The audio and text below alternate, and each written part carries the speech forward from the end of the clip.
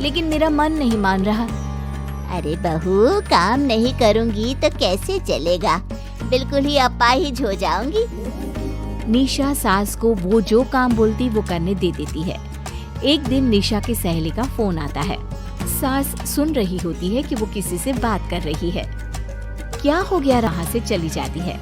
सास के जाने के बाद निशा कहती है, अरे नहीं, मेरी सास तो पूरा काम करती है। वो सब्जी काट देती है तो मैं छोंक देती हूँ, वो आटा गूंथ देती है तो मैं रोटी बना देती हूँ। अरे माँ जी तो झाड़ू भी इतना अच्छा लगाती है कि किसी को लगे ही नहीं कि किसी अंधे इंसान ने झाड़ू लगाया होगा। तू तो किस्मत वाली है। अरे मेरी सास के तो सारे अंग ठीक होने के बाद भी मगरमच्छ की तरह पसरी रहती है, सारा दिन सारी रात। अरे पता नहीं बुढ़िया को इतनी नींद आती भी कैसे है।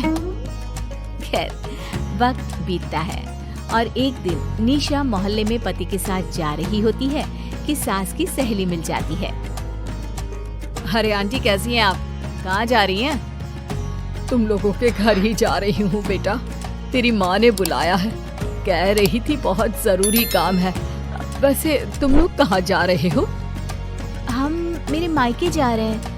अच्छा, आप मम्मी जी के पास रहेंगी तो हम लोगों को कोई चिंता भी नहीं होगी। बेटा बहू चले जाते हैं। सहेली निशा के घर में जैसे ही घुसती है, उसकी सास कहती है, आ गई रीना।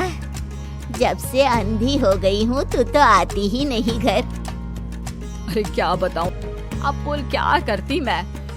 फिर क्या कर लिया तूने? दोनों आंखें होने के बाद भी परेशान ही है ना? हाँ, पर चल कम से कम दुनिया देख तो रही हूँ ना, तेरी तरह अंधी तो नहीं हो गई। निशा की सास शांत हो जाती है। उनकी आंख से आंसू गिरने लगते हैं। अरे रो मत, क्यों रो रही है? वैसे भी दुनिया में ऐसा कुछ नहीं है कि जो देखा जाए। चालाक बहुएं और ऊपर से वो बेटे जिन्हें बचपन से सीने से चिपका कर पाला, वो भी बीवियों के कहने पर माँ से लड़ पड़ते हैं। तेरी गुलाबी रंग की साड़ी बहुत अच्छी लग रही है और ये जो चश्मे का फ्रेम है ना, जच रहा है तुझ पर। सहेली शांत हो जाती है। मतलब तू अंधी नहीं है, तू देख सकती है। हाँ, तू मेरी सबसे खास सहेली है, इसलिए बता रही हूँ। मैं ठीक हूँ, बिल्कुल ठीक। अरे तो फिर अंधी होने का नाटक क्यों कर रही है? दुनिया देख ली है मैंने।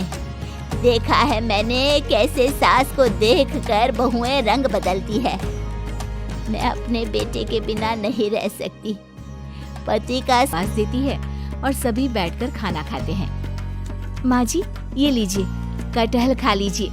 ये कह रहे थे कि आपको बहुत पसंद है। हाँ, ला दे। बहू सास को रोटी का डिब्बा पकड़ाती है, लेकिन सास नहीं पकड़ती। वो जाती बहू उनसे छीन लेती। क्या बात है बहू, आजकल तुम मुझे कोई काम क्यों नहीं करने देती? माँ जी, काम ही क्या है, हम 3 लोगों के लिए खाना और 2 कमरे की घर की सफाई है।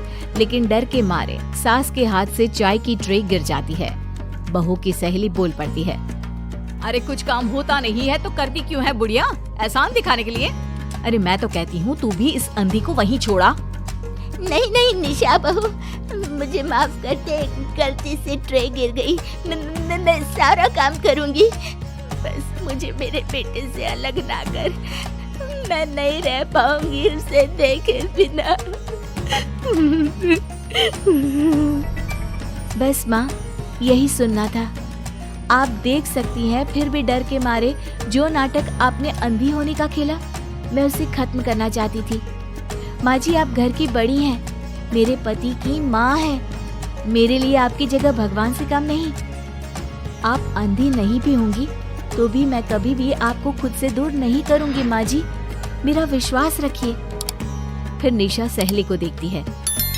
अच्छा होगा रमा कि तुम मेरे घर से चली जाए, क्योंकि मेरे घर में ऐसे लोगों के लिए कोई जगह नहीं है जो बड़ों की इज्जत नहीं करते। सास चैन की सांस लेती है। जीती रहे बहू, जीती रहे।